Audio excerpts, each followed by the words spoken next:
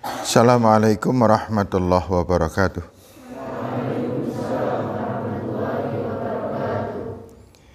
Alhamdulillahirabbil alamin. Asyhadu an la ilaha illallah wahdahu la syarikalah wa asyhadu anna Muhammadan abduhu wa rasuluhu la nabiyya ba'dah. Qala Rasul sallallahu alaihi wasallam, afsus salam wa at'imut ta'am wasilul arham wassallu bil laili wan nasu niyam tadkhulunal jannah bisalam. Rabbi shrah li sadri wa yassir li amri wahlul 'uqdatam min lisani yafqahu qawli, amma ba'd. Anak-anak sekalian yang saya hormati semuanya saja, alhamdulillah wa syukurillah, pada malam hari ini semoga sudah lengkap kecuali ada satu yang terlambat. Baik anak-anak sekalian, Ahad kemarin pelajarannya apa ya? Kemarin ya, saya bahas apa ya? Bahas doa sudah saya bahas ya, doa terakhir. Yang surat Asy-Syu'ara itu pelajaran terakhir kan ya? Atau setelahnya ada hadis? Enggak. Hadis. Bunyi apa itu hadis apa?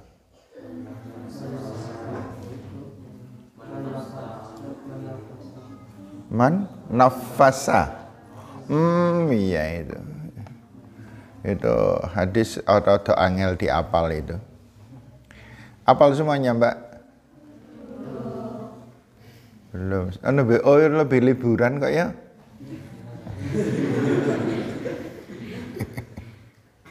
Nafasa. Man nafasa ang mu'minin kurbatan min kurabid dunya nafasahullahu anhu kurbatan min kurabi yaumil qiyamah. Wa man yassara ala mu'sirin yassarahullahu bidunya wal akhirah. Wa man satara musliman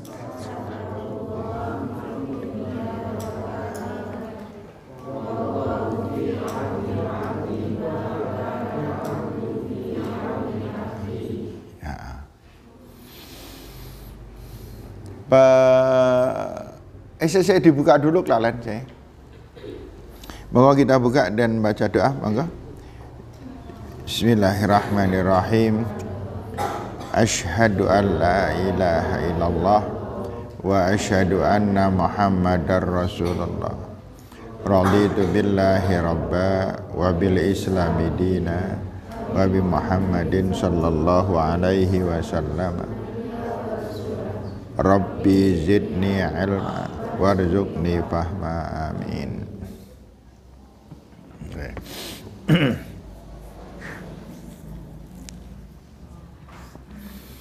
Pelajaran yang bisa kalian ambil dari hadis tersebut itu bisa menginspirasi ke semua perkara. Semua perkara itu. Semua perkara imbal balik. Gitu. Imbal balik. Dan itu bukan sekedar ikhtiar. Tapi itu adalah merupakan sebuah sebab akibat yang selalu menjadi kenyataan yang ada. Itulah yang namanya ini.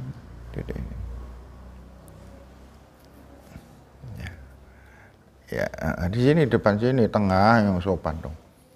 Apian gitu. Nah, kemudian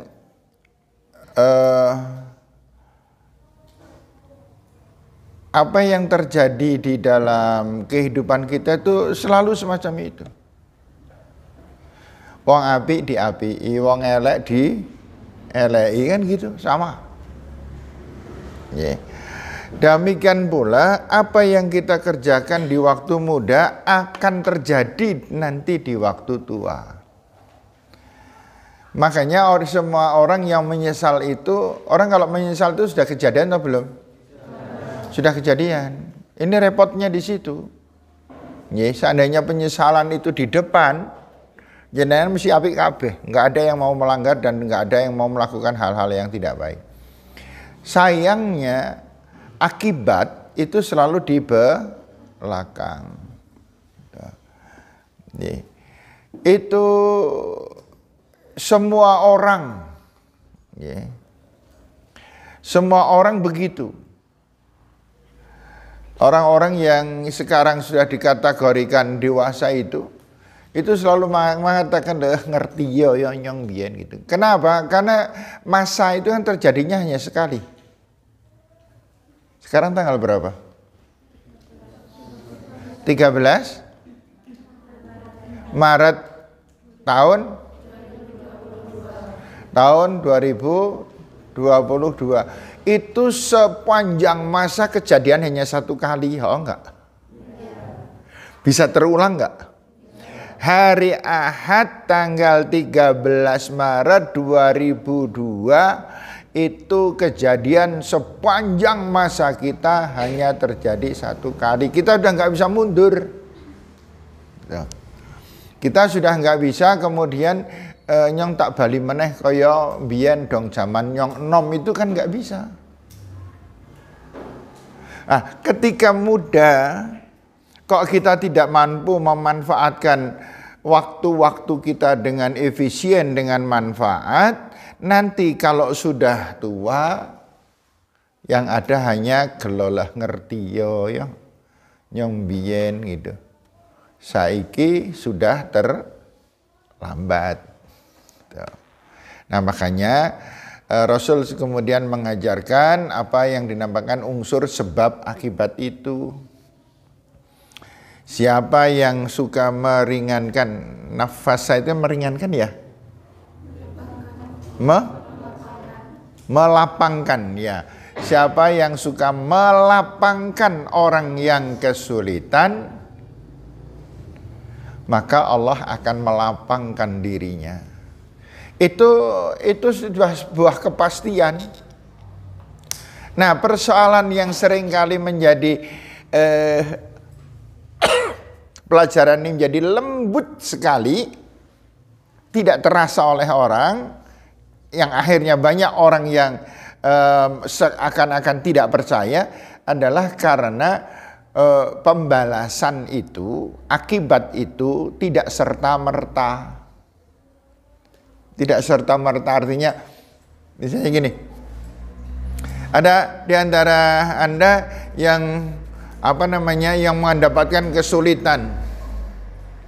Ya. Kemudian saya membantu hari Ahad, hari Senin saya mendapatkan kelapangan dari Allah. Begitu nggak kira-kira? Tidak. Kelapangan itu seringkali tidak dirasakan. Pertolongan Allah yang diberikan oleh orang yang suka menolong itu tidak berbentuk instan. Contoh misalnya gini.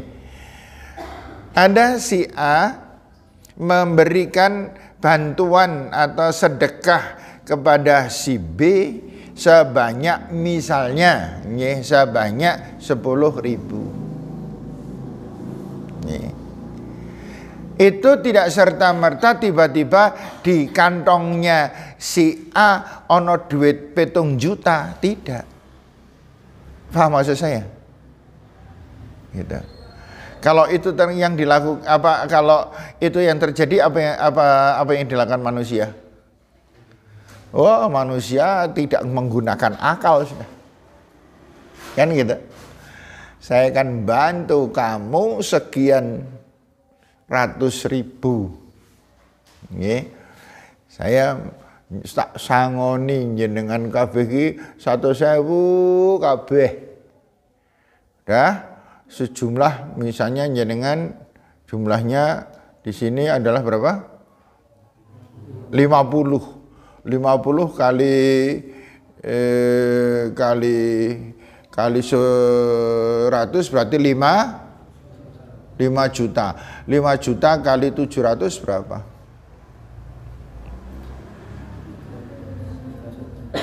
Berapa?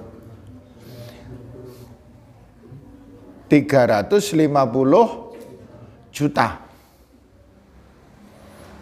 350 juta.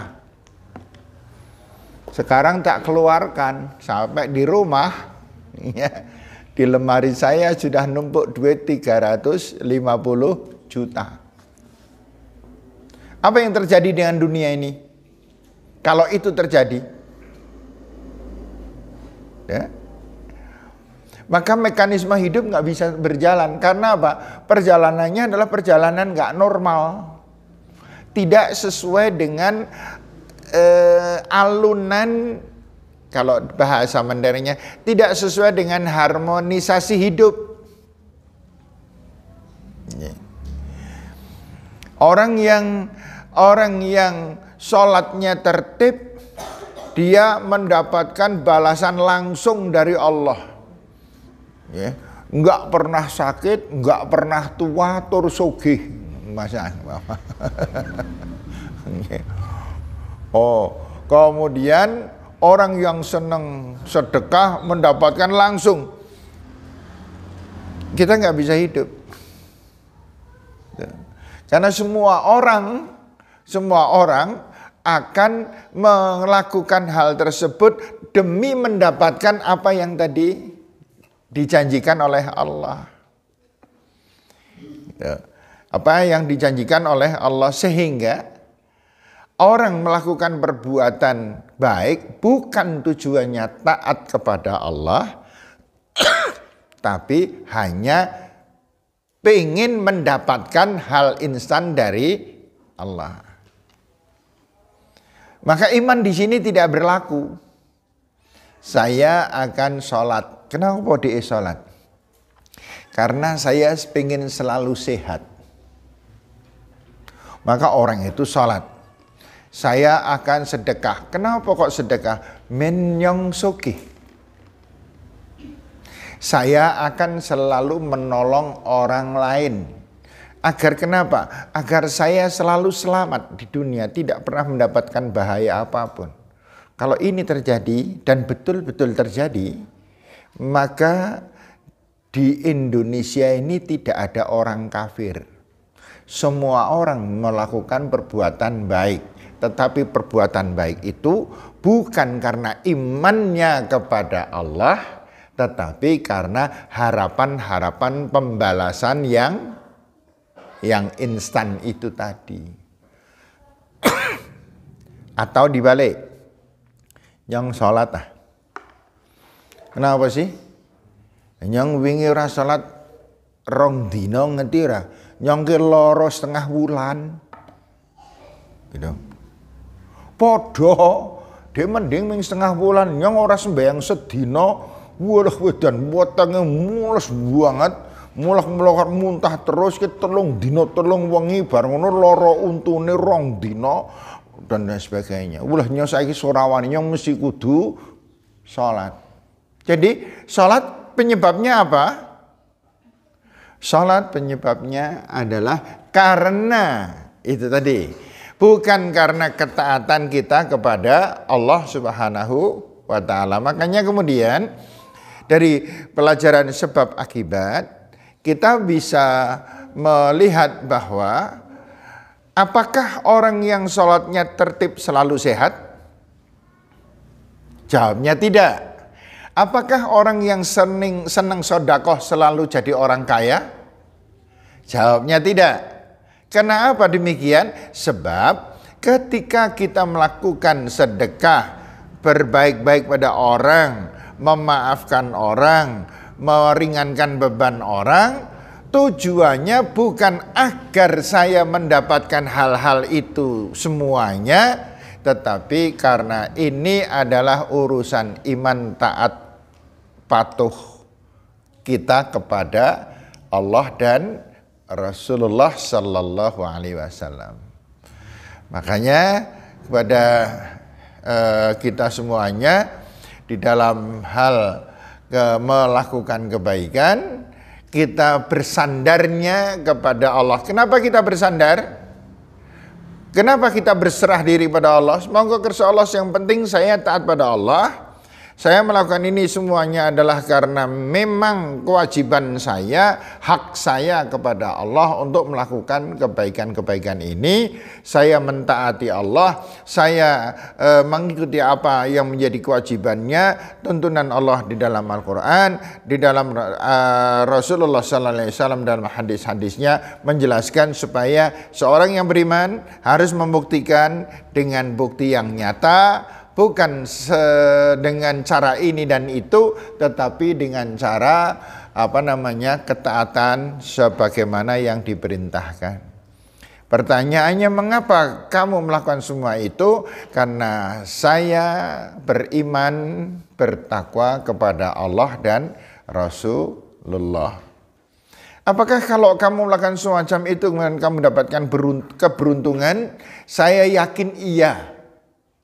Tetapi keberuntungan itu akan datang bukan pada saat saya menginginkan, karena Allah tidak selalu memenuhi keinginan kita. Allah, ini catatan penting, Allah tidak selalu memenuhi kepentingan kita, tetapi Allah akan memberikan semua kebutuhan kita. Kalau kebutuhan kita dipenuhi oleh Allah, tapi kalau keinginan kita belum tentu dipenuhi oleh Allah. Nah, sekarang perbedaannya, ini hanya untuk bahan diskusi enak ini, tapi kita harus memahami seluruhnya dulu. Apa perbedaan keinginan dan kebutuhan? Ya sambil berpikir sebentar. Apa perbedaan antara keinginan dan kebutuhan? Keinginan ialah, kebutuhan ialah. Mungkin tak pancing dulu untuk Anda. Kalau kalau bisa memahami ini bagus banget. Apa perbedaan keinginan dan apa dengan kebutuhan? Contoh-contoh. Pada dasarnya manusia itu ada keinginan nggak sholat? Pada dasarnya, kalau tidak diwajibkan, ada nggak keinginan manusia sholat? Tidak. Tapi manusia itu sebenarnya butuh nggak sholat? Manusia meskipun nggak ingin, tetapi dia butuh. Paham? Ya, dia tidak ingin, tapi dia butuh. Kalau dihitung-hitung, ada nggak manusia yang ingin sakit? Nggak ada. Tapi manusia itu butuh sakit, maka Allah memberikan sakit. Dia tidak ingin, tapi Allah memberi. Sampai kemudian akhirnya, sesungguhnya manusia itu tidak butuh mata. Manusia tidak ingin mata, tapi butuh. Maka Allah memberi. Buktinya apa? Pernah jenengan minta mata? Enggak kan? Enggak, Allah memberi. Itu pertanda bahwa ketika kita tidak menginginkan tetapi kita butuh, Allah tetap memberi. Demikian pula ketika kita menginginkan tetapi Allah tidak melihat kita butuh, Allah nggak memberi. Contoh, si A itu ingin banget sugih. Lain jamat gaya kurang apa le rajin. Tetapi dia tidak diberi sugih karena dia tidak butuh sugih. Gitu. Karena dia tidak butuh kaya. Loh kok bisa gitu? Allah tahu kebutuhan manusia. Nah, kenapa kok bisa macam itu? Ini orang ini nggak butuh kaya, tetapi mempunyai keinginan kaya. Allah tidak memberikan karena itu keinginan manusia dan dia tidak butuh. Nah, ternyata ketika itu dicontohkan oleh Allah di dalam kisah-kisah banyak. Kisah-kisah banyak. Contohnya kisahnya Qarun. Ya. Qarun itu miskin banget. Tapi kemiskinannya itu terus saja. Karena sebenarnya Qarun itu nggak butuh kekayaan. Qarun itu nggak butuh kekayaan. Tetapi Qarun ingin banget kaya. Kemudian Qarun minta tolong kepada Nabi Allah, namanya Nabi siapa ya? Nabi Musa. Datanglah Qarun pada Nabi Musa. Tahu nggak kemiskinan Qarun? Ada kira-kira keluarga kamu yang miskinnya kayak Qarun? Kata orang nono loh. Qarun tuh miskinnya gini nih. Ini untuk gambarkan miskinnya aja cukup dengan contoh ini. Kalau terlihat Qarun berada di luar rumah, mungkin ke pasar, mungkin jalan kemana, itu pasti istrinya di rumah. Gak mungkin ada Qarun dengan istrinya pergi berdua ke pasar. Kalau istrinya nampak keluar, maka pasti Qarun di rumah. Kenapa? Karena saking miskinnya pakaiannya itu cuma satu. Bayangkan, miskinnya itu sampai pakaiannya itu cuma satu. Kalau Bu Qarun melaku metu, berarti Qarun dipipis nang omah. Ana ora duwe pakaian. Kalau Qarun yang jalan-jalan, berarti bojone nang ngomah. Nggak bisa keluar karena nggak berpakaian. Semiskin itu mereka itu. Qarun ingin punya keinginan. Nah, keinginan itu arahnya ke nafsu. Nafsu itu keinginan yang tidak mengetahui sebab akibat. Karena tidak terketahui sebab akibat, itu adalah nafsu. Mintalah si Qarun kepada Nabi Musa. Nabi Musa, tolong saya didoakan agar Allah memberikan kekayaan kepada saya. Kenapa Qarun? Kenapa kamu ingin kaya? Ingin kaya. Padahal Allah tidak melihat kebutuhan Qarun untuk menjadi orang kaya.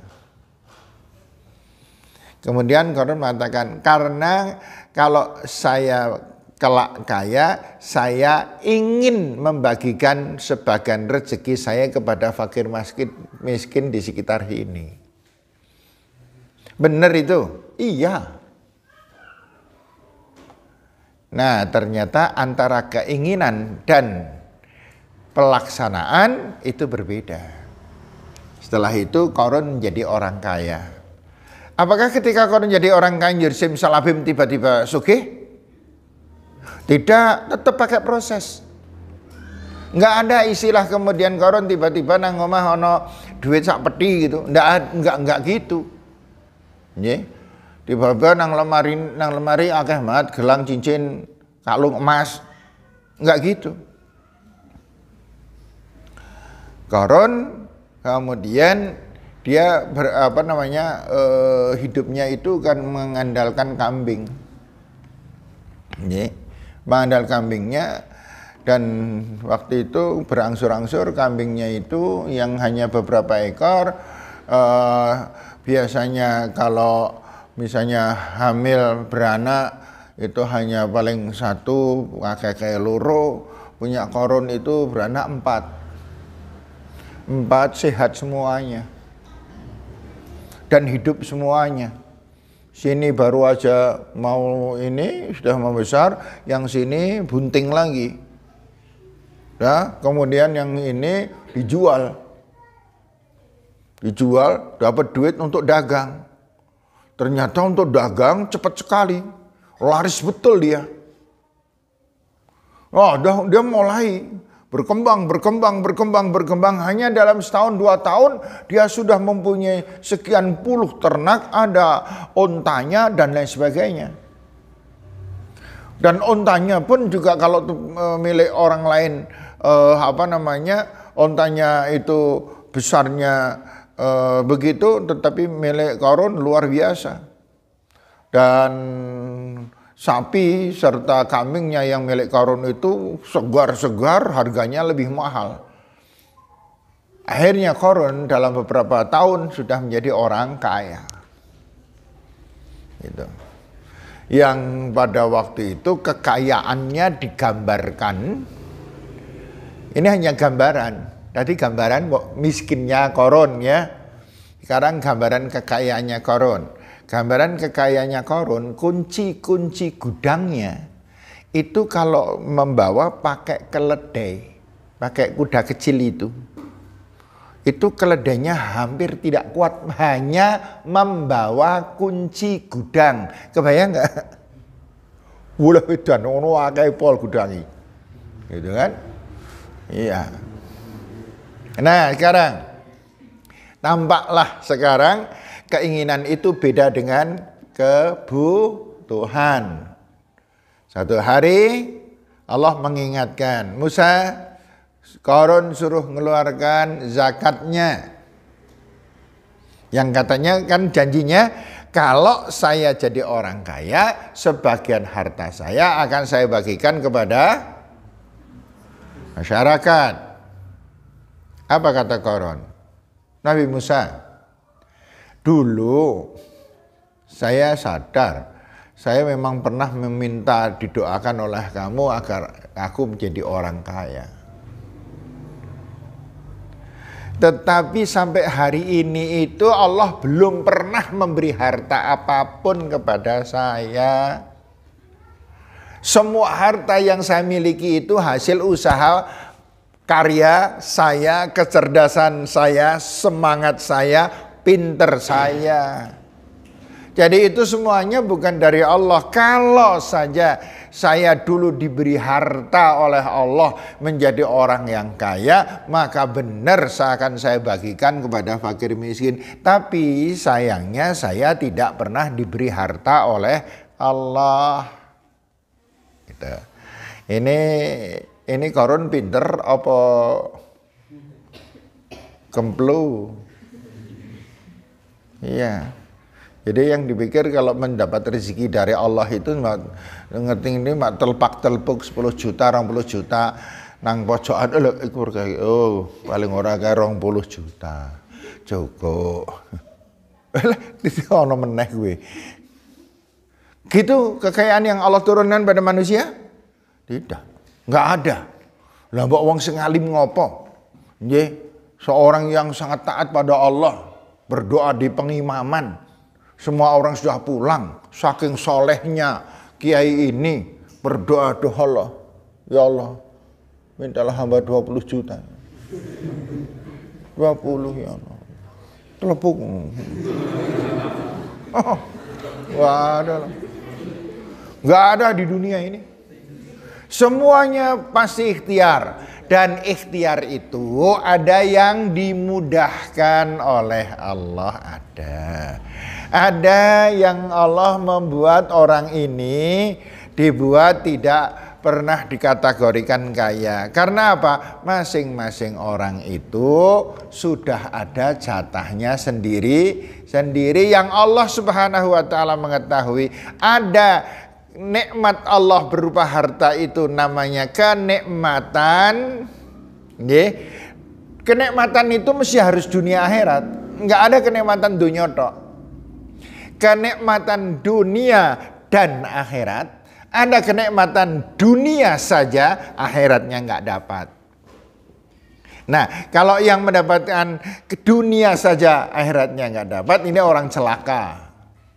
Tidak semua pemberian Allah itu menyelamatkan manusia. Oh enggak? Benar enggak? Saya pernah melihatnya, tapi kamu nggak boleh tanya ya Mbak. Karunia. Paras yang cantik itu karunia dari Allah. Oh enggak? Ya. Tapi ternyata paras yang cantik itu tidak selamanya menyelamatkan manusia. Saya ada punya satu cerita, dia ini orangnya cantik bener. Dan semua keluarga memuji dia seorang yang cantik. Ya. Ternyata dia tidak membutuhkan cantik ternyata. Kenapa? Karena cantiknya itu tidak bermanfaat. Karena semua orang memuji, semua laki-laki kalau melihat dia langsung jatuh cinta. Akhirnya munculnya dia menjadi apa? Menjadi mentel, sombong, merendahkan, bahkan menghina orang lain. Dia bisa menghina laki-laki yang senang dengan dia, dan akhirnya terus dan Allah Subhanahu wa taala melepaskan nikmatnya. Cantik itu tidak menjadi karunia dari Allah, tetapi menjadi laknat dari Allah. Akhirnya kemudian dia durhaka kepada orang tuanya. Durhakanya adalah mudah ditebak durhakanya. Ada laki-laki bilang sama bapaknya, bapaknya bilang sama si bapak perempuan, lamar. Si anak mentang-mentang nggak sudi dan lain sebagainya, penolakan dengan kasar. Muncul lagi laki-laki ini, dan akhirnya si anak ini bentrok sama bapak ibunya. Ya bapak ibunya kan dia pengen anaknya menikah dengan laki-laki yang sesuai yang ini, tetapi tidak ada. Semua orang ditolak, semua orang bahkan dihina karena merasa dirinya sangat cantik. Ya akhirnya kemudian ibu dan bapaknya marah. Ibu dan bapaknya marah, si anak ikut marah karena memang dia merasa hebat. Yang terjadi adalah suatu ketika saking marahnya ibu, si anak diusir dari rumah. Ketika diusir dari rumah, kira-kira kalau diusir dari rumah anaknya ini takut nggak? Ternyata tidak takut. Karena dia sangat mudah mendapat uang. Loh, cantik itu kan mudah mendapat uang. Itu. Akhirnya dia menjual kecantikannya. Beberapa saat kemudian dia menjadi orang yang sangat senang dan hidupnya nampak bahagia, sampai ibunya semakin marah kepada dia karena dia bukan jera tapi malah memamerkan kekayaannya kepada orang tua yang tidak kaya. Kemudian entah kenapa ini doa dari ibu, ternyata kemudian ibunya gara-gara ini sakit. Kemudian ibunya meninggal dunia. Apakah ketika ibunya meninggal dunia kemudian anaknya jera? Anaknya malah matan, salah ibu dewek. Kaya ngono dipikir gitu. Yang kemudian akhirnya ringkas ceritanya karena sudah adzan, anak ini kemudian jatuh sakit. Sakit yang sangat terhinakan, yaitu HIV. Dia hidup tapi nggak hidup. Dia hidup tapi nggak hidup, dan tidak ada satupun orang berani mendekatinya karena dia adalah terserang HIV. Menderita sekali hidupnya, itu hanya cukup setahun dia menderita gitu, sudah menjadi long lead. Istilahnya apa? Long lead, tau nggak? Badannya itu menggarek balung karo kulit, kurus terus itu, dan persis jerangkong urip itu. Itu. Semua orang mengatakan anak ini adalah anak yang dikutuk oleh ibunya. Anak ini adalah anak durhaka yang dikutuk oleh ibunya, yang kemudian dia mati, meninggal dunia meninggal dunianya di rumah sakit. 5 hari kemudian baru konangan kalau sudah meninggal dunia, kan ketoknya orang kerumat kan gitu. 5 hari setelah dia meninggal baru konangan padahal di rumah sakit. Tapi bukan Wonosobo. Kejadian ini bukan di Wonosobo. Proses dari ibunya meninggal sampai dia kemudian sakit, kemudian kemudian dia sakit, itu hanya kurang lebih nggak sampai 1 bulan. Ibunya meninggal dia sakit, gitu. Dan sakitnya semakin parah dan akhirnya menjadi long lead itu tadi. Itu long lead itu, dan meninggal dunia dengan luar biasa menderitanya. Segitu nampaknya si wanita ini tidak mempunyai penyesalan. Kenapa? Karena penyesalan semuanya akan ditumpukkan nanti di akhir. Na'udzubillahi min dzalik. Itu makna dari apa tadi? Antara kebutuhan dan keinginan. Sama dengan Qarun itu tadi. Setelah Qarun mengatakan ini semua aku yang mencari dan ini, Allah marah. Kemudian Allah marah itu gini nih. Ini bumi ya, ini bumi. Spidol ini hartanya Qarun. Hartanya Qarun. Spidol ini hartanya Qarun. Allah tuh membelah bumi tok. Blak tutup meneh. Yo wis ora ono apa-apa nang ndur bumi.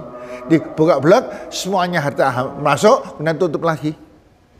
Semudah itu Allah menghancurkan kehidupan manusia. Ya. Saya kira ini pelajaran kita malam hari ini. Kita dengarkan azan dan kemudian kita salat Isya.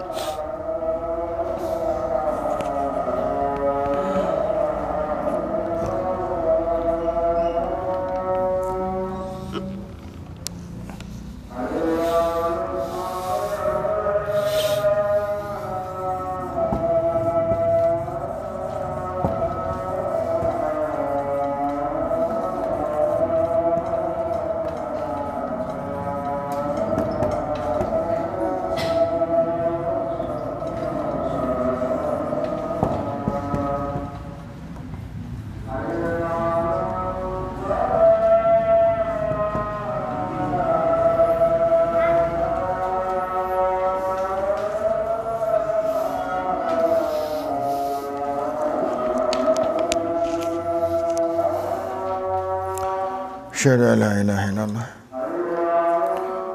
La haula wala quwata illa billah.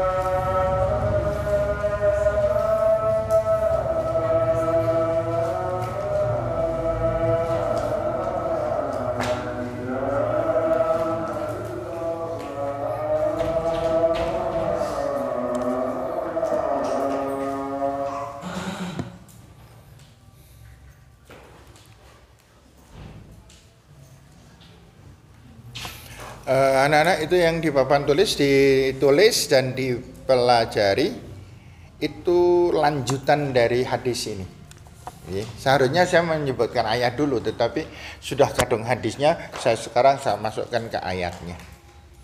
Itu dipelajari, nanti akan kita dapatkan banyak pelajaran di dalam.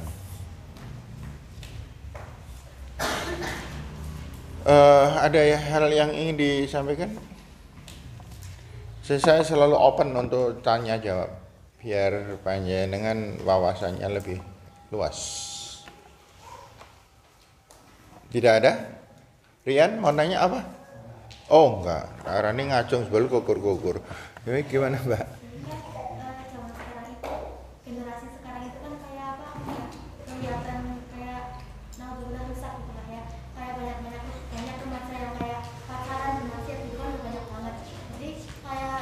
semua orang itu kalau tiap remaja itu kayak semuanya pacaran gitu. Terus kalau misalnya ada orang yang lagi ngisi acara atau ngisi sesuatu itu terus bilangnya sama orang-orang yang jadi audiensnya itu mereka juga kayak menganggap mereka itu pacaran, itu termasuk fitnah atau bukan? Ya. Ya, orang menganggap bahwa semua orang pacaran ya mungkin karena bisa jadi dia menganggap kayak awake dhewe gitu. Ya. Udah digambarkan kayak awake dhewe gitu. Padahal kenyataannya kan tidak ya. Enggak. Gitu. Sekarang ini lagi bangkit luar biasa besarnya arus ini, yaitu remaja yang menghindarkan apa yang dinamakan pacaran. Itu menghindar gitu. Karena di dalam pemahaman yang sekarang ada adalah pacaran itu tidak pernah bermanfaat. Pacaran itu tidak pernah bermanfaat, tetapi pacaran itu lebih banyak mengandung kesulitan dan tentu yang paling banyak dosa ya. Tapi sebagian besar, bukan sebagian besar, sebagian dari orang yang pacaran adalah gagal dalam belajar. Orang yang pacaran itu gagal dalam belajar. Kenapa? Karena belajar itu ojo meneh kok karo pacaran. Wong konsentrasi banget aja belum tentu mampu kok. Apalagi dicampur dengan mikir ke ngapal ke terus tiba-tiba kelingan sing mangkel kan do ya yang mau weruh bareng karo cah wedok liya. Ya. Dan lain sebagainya. Itu enggak bisa. Makanya sekarang di era yang sekarang ini banyak sekali orang-orang yang tidak mau pacaran, bukan tidak membutuhkan, bukan tidak menginginkan. Mari kita tutup dengan baca doa kifaratul majlis bersama. Bismillahirrahmanirrahim. Subhanakallahumma wa bihamdika asyhadu an la ilaha illa anta astaghfiruka wa atubu ilaik. Yang belum datang berarti Fikroh dan Julia. Itu hukumannya cah loro takon engkol. Ini siapa tadi? Noval ya. Ya. Demikian anak-anak. Semoga bermanfaat pertemuan kita malam hari ini. Assalamualaikum warahmatullahi wabarakatuh.